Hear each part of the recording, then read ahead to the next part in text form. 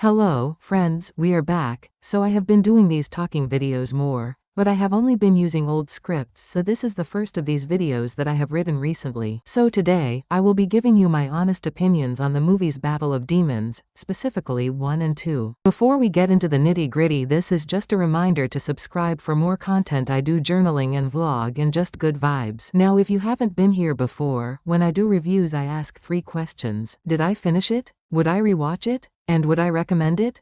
I usually don't go into much background in these videos, but with these I feel like I need to truly explain why I hate it. So background: Battle of the Demons is a 2010 Japanese film. It follows a demon bride, Kana, who was kidnapped and brought to a town where all the demons reside. She wants to escape. On her wedding night, her husband Kito, who's the head demon and therefore the protector of all demons and their brides, tries to kill her, and her 3 guardian wings protect her. Guardian wings are the 3 demons below the head one, and their job is to protect brides. They all kiss her to put her mark on her. It is to protect her, when in reality it's essentially saying, "I'm trying to pursue you," by almost saying this girl is my bride. By doing that they essentially threaten their boss, Kito, by going against their orders. During all of this there is a Sue, I guess, that's trying to take down Kito, one of the guardian wings, and another demon, Horikawa. He is the villain in all 3 movies. During the movie we find out that Kito doesn't want to be top demon, because of something regarding his mom and her death, which is why he tries to kill Kana. Throughout the entire movie Kana wants to go home. When given the out she stays. I don't know why. The movie ends. Boom. Okay, so that's the first movie.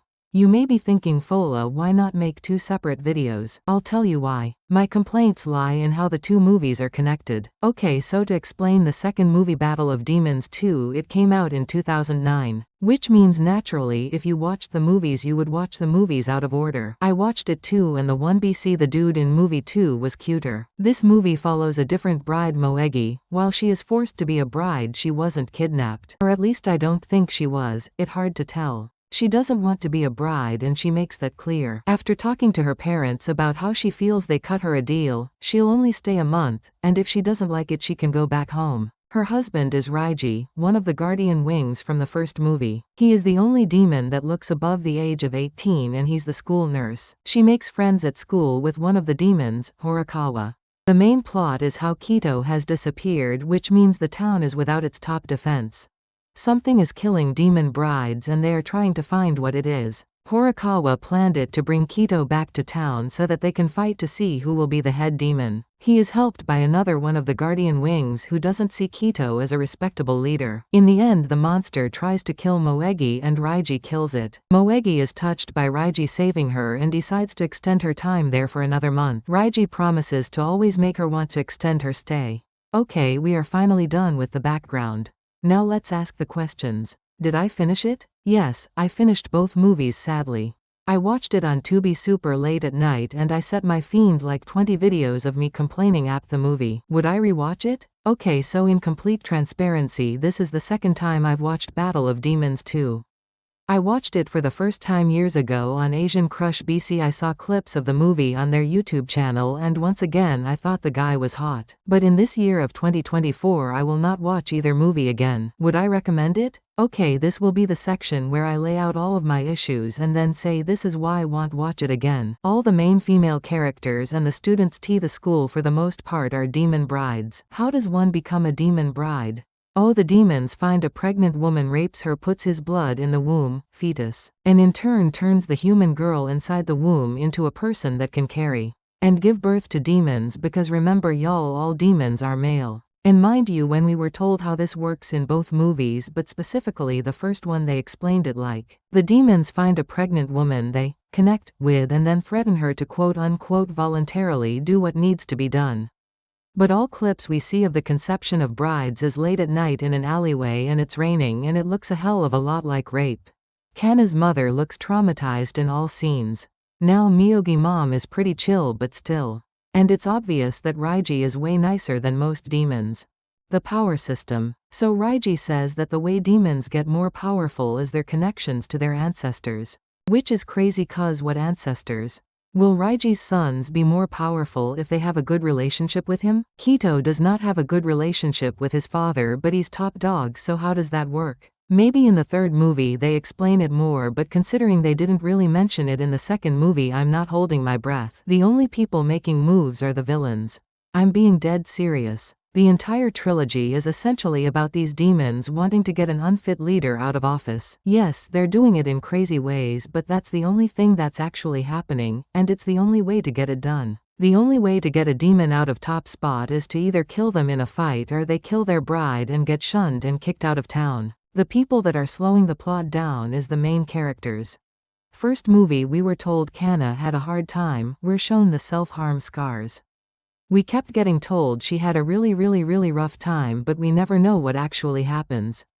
We see her dad's funeral in the beginning, I guess. But there's nothing happening for me to go, oh my god, Kanna is such a tortured soul. Oh my god, Kanna has nothing to live for. Oh my god, there's a reason as to why Kanna is such a shell of a person. She just acts all boring and makes the scenes she's in drag on. All the characters that have goals and motives that are semi-interesting are villains. Are they even villains when they're in the right? They want Quito out of office in the first movie, which is 20 years after the second movie. Confusing, I know. In the first movie alone, the dude didn't tell anyone he had a bride, which is unheard of. It also puts his bride in danger. I will come back to that point later, remember it. In the second movie, which is before the first one, he had been missing from the town for some long amount of time, think either 2 months or 2 years. It doesn't matter because his absence is what caused brides to die. Because the villain of the trilogy unleashes some really old monster/demon that eats the brides with the intent of getting Quito back in town. If he didn't leave town, those brides wouldn't have died, and that is a fact. Also, he's gone for all that time and then he just pulled up after all those murders and people were cool with that. In the first movie, we see the villains hatching plans, trying to figure out Quito motivations. Are his instincts the same as other demons? To test this, they get another bride to help them kill Kanna, which leads to more world building. We find out that demon brides are treated as if they are gods. With the bride wanting to kill Kanna tells her. The bride wants to be Quito's bride and she doesn't care if she has to kill her to get that position.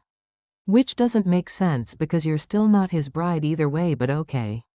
In the face of that, Kanna doesn't really fight back. She runs away but doesn't fight back, but remember y'all, she wants to die. But what doesn't make sense is the fact that she still protects the girl who tried to kill her. What motivates her to do that? The bride literally tells her that she's dumb for doing that. I put a pin in the whole Quito and didn't tell anyone he had a bride, so therefore the bride is in danger. We're coming back to the point now. Basically, if the bride isn't being protected during her time before she gets kidnapped and brought to the town, she will be in danger. Usually demon brides kill themselves because they don't want to be brides or they get killed. Which I would assume would mean that the girls are told early on what their fate is.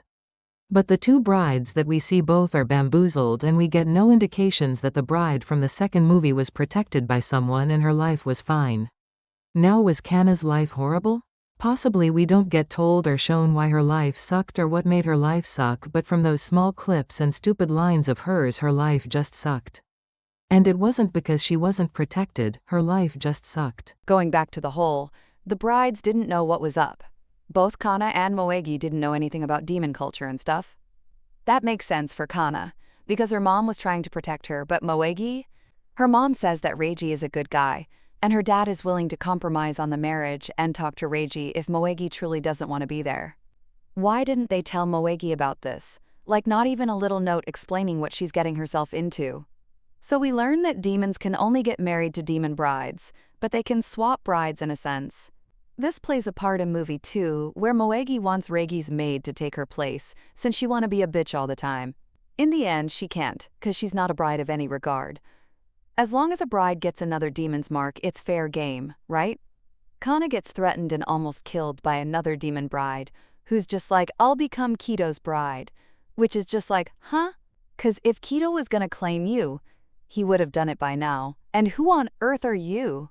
Always found it weird that some brides were proud of being brides and would flex their status, when in the movies it only matters to demons, not necessarily their brides, but whatever. Even if old girl killed Kanna, there is literally no reason for Quito to pick her as a bride, or even get another one. Kanna was annoying at the end. Here's why. So Quito gets his shit rocked. He's top dog, so of course no one will help, because they have real jobs like protecting the brides. Especially considering dude doesn't want to be top dog, and he sucks at it. Kana is lecturing one of the Guardian Wings about who is there to protect him? Mind you, he has barely protected you this entire movie, and he has caused deaths in the second movie. You don't know anything, and the Guardian Wings have bigger issues than Kido being hurt. He'll heal. And didn't he try to kill you? Moegi not caring when Kana says she wants to go home, and Kana is pleading for her to help her escape when 20 years ago she did the exact same thing as Insane. Girl, you understand completely about what she's going through, and she just ignores it. Note, most brides, or almost all of the brides that we see, knew they were brides, and know the history and why they're there. But Moegi and Kana didn't know, so that adds a level of fear. Moegi is like, you've suffered enough. She's bathing Kana, and the scars or whatever. The whole, husbands will take care of you. Only for one Kito to show up super late to his own wedding, and tries to kill her dang near immediately. So in the summary, on various sites, they mention how the Guardian Wings pursue Kana in the first movie. No, not at all. The idea that with the other demons marks Kido can't harm or kill Kana is ridiculous, because it's obvious he doesn't care about demons' traditions or rules.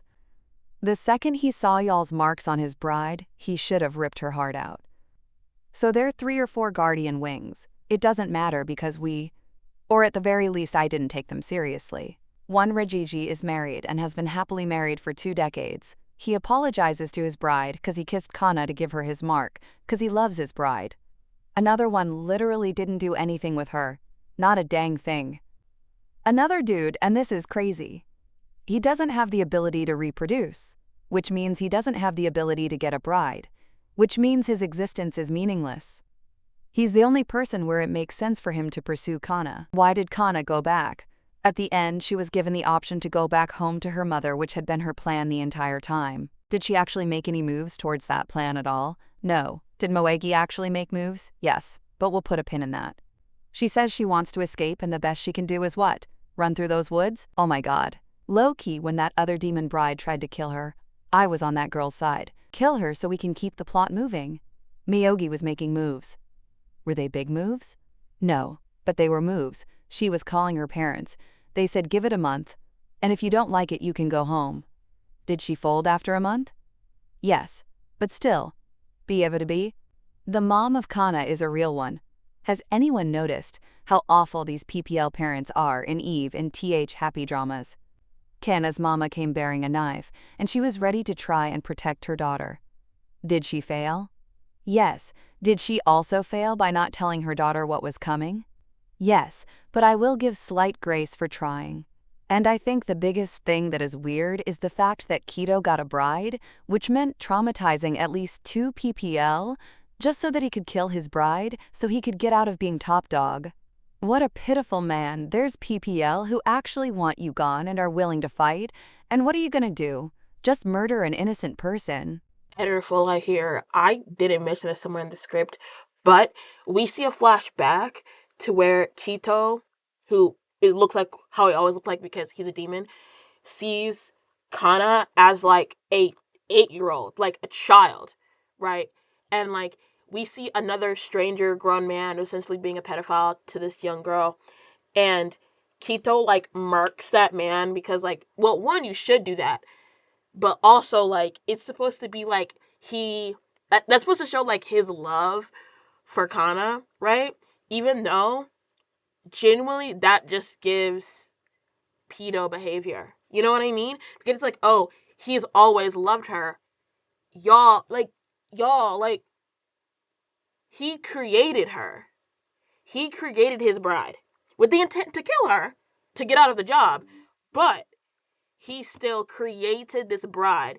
And we're supposed to see this scene of this child and this teenager who is still hundreds of years old, but this teenager, and go, aw, he's always loved her, when no, he created her with the intent to take her out so he could stop being his job, even though if he had just let like anybody else beat him in a fight, he would have gotten out. Like, come on now. Like, come on. And mind you, This is after he caused a ton of deaths 20-something years prior. But I think that's it. For all my grievances, this is a bit of a longer one, but I hope you enjoy it. Subscribe if you like vlogs, lifestyle and reviews on various Asian media. I'll see you all in the next video. Make sure to subscribe for more.